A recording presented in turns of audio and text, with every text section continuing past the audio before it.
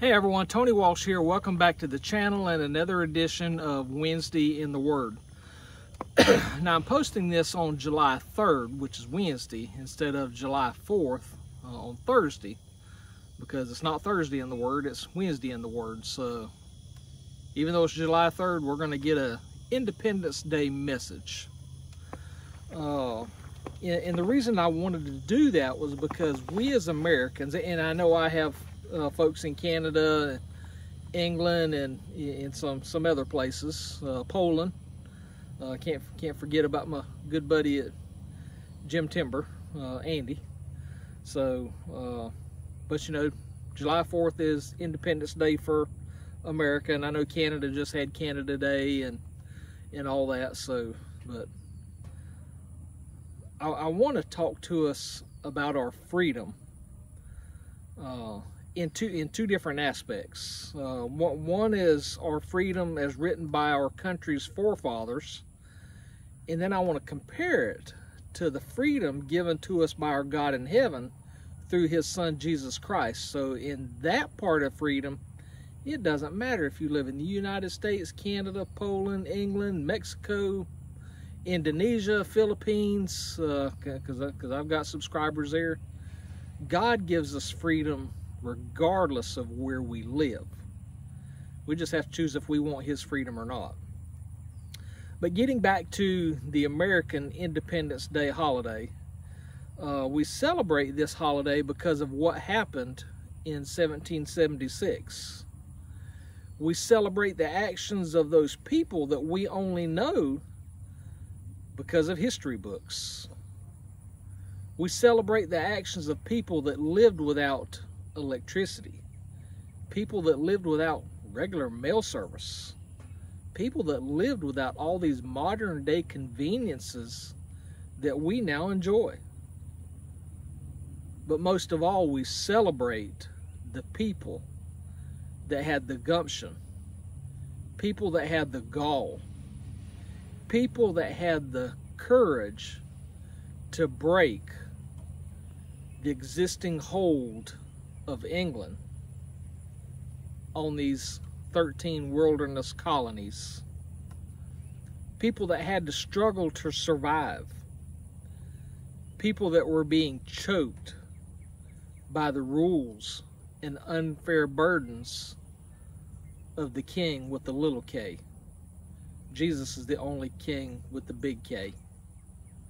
Sorry for those of y'all that live in the UK, but I only have one king.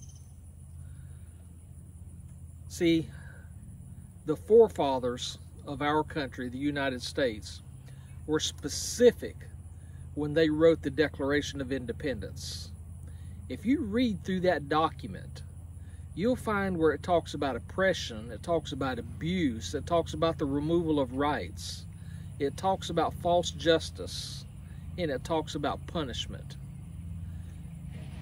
And yeah, we can get off to a political diatribe talking about some recent events, but we're talking about Scripture today, and we're talking about the oppression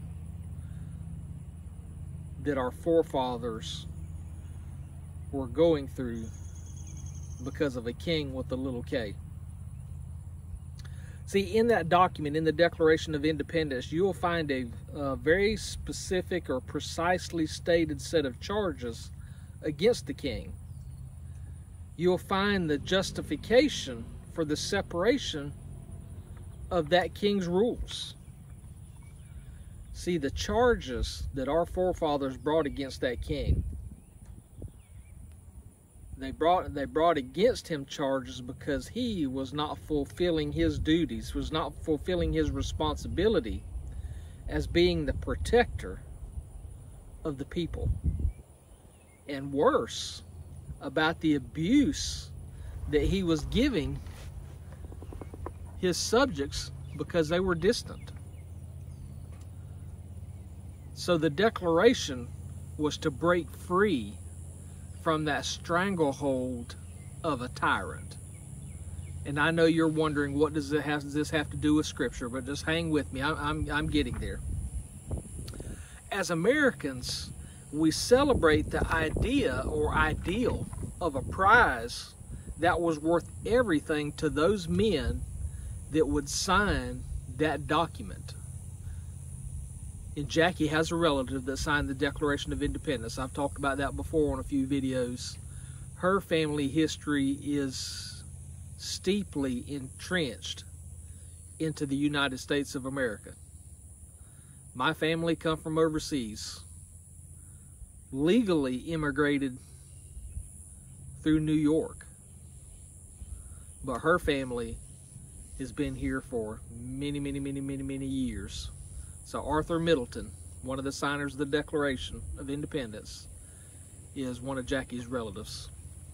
That's another story or another video for another day. But anyways, these guys that signed that document were willing to give up their freedom in order to battle for your freedom, my freedom, and the freedom of their families. Some of them gave up wealth. Some of them even gave up their lives. So how do we compare this to our faith? I said to hang on, I'll get there in just a second. So how does our earthly freedom, and again, this goes across the world, not just America anymore. How does our earthly freedom compare with our Christian freedom? Well, to understand that, I want to read Galatians chapter 5, verses 13 through 18. So let me get the word out right here. Galatians chapter 5, verses 13 through 18. It says, "For brethren, ye have been called unto liberty. Only use not liberty for occasion to the flesh, but by love serve one another. For all the law is fulfilled in one word, even in this, thou shalt love thy neighbor as thyself." If you know your 10 Commandments, that one sounds familiar. "But if ye bite and devour one another, take heed that ye be not consumed by one another. This I say then, walk in the Spirit, and ye shall not fulfill the lust of the flesh. For the flesh lusteth against spirit, and the spirit against the flesh. And these are contrary the one to the other, so that ye cannot do the things that ye would. But if ye would be led of the Spirit, ye are not under the law." That's a lot of verbiage right there. So what does all that mean? Well, in that scripture that we just read, Paul, to me, Paul was distinguishing between the freedom to sin and the freedom to serve. See, our God doesn't force anything on us. He doesn't even force himself on you. Our God gives us the choice whether do we choose him or don't choose him. Our God gives us the choice to sin or not sin. It's up to us to decide what we do. See, the freedom of sin, though, is really no freedom at all. Because when we sin, I said we, when I point at you, 3 fingers pointing back at me. None of us are perfect, never have been, never will. There's only been one perfect man on this earth, and he hung on a cross at Calvary so you and I could have the freedom to choose. Anyhow, the freedom of sin enslaves you to Satan himself. It enslaves you to others. It can even enslave you to yourself. Christians, by contrast, should not be slaves to sin because we are free to do right. We are free to glorify our God through loving service to others.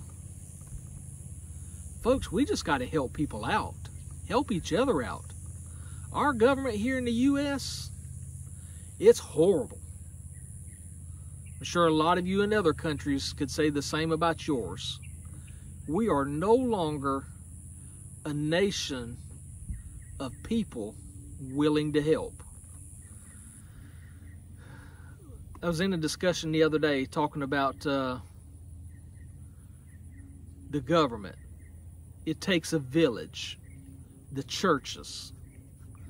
Well, what happened to the soup lines that churches used to operate?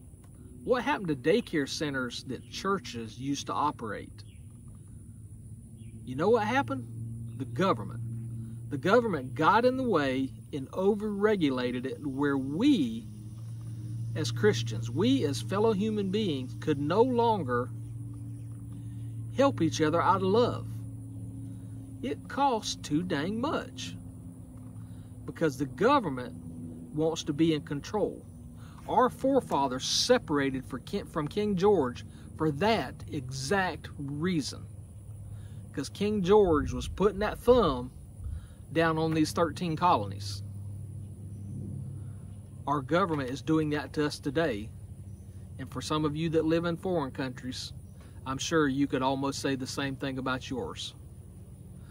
Those people are kings with little k's. Now, I respect the office of the president and the office of the presidency of the United States. Don't care for the one that's in there, but I still respect the office. For proper English, we have to use a capital P. But as far as I'm concerned, I don't care who's in that office. That capital P will never be superior to my king with a capital K. See, when sin gets in our hearts, then we're not motivated by love. As Scripture said, we're motivated by lust. That lust being power, money, even sex. When we are not motivated by love, we become critical of others. We stop looking for good in them, only seeing their faults, and then soon the unity of believers is broken. And that's what's happening to our Christian faith today. All these denominations that are out there are busting up because the leaders have gotten too political. I've said it before and I'll say it again for those of you that haven't heard. The only difference between the world and the word is the letter L. When you insert the letter L into the word, then you become the world. And when you become the world, you become lost.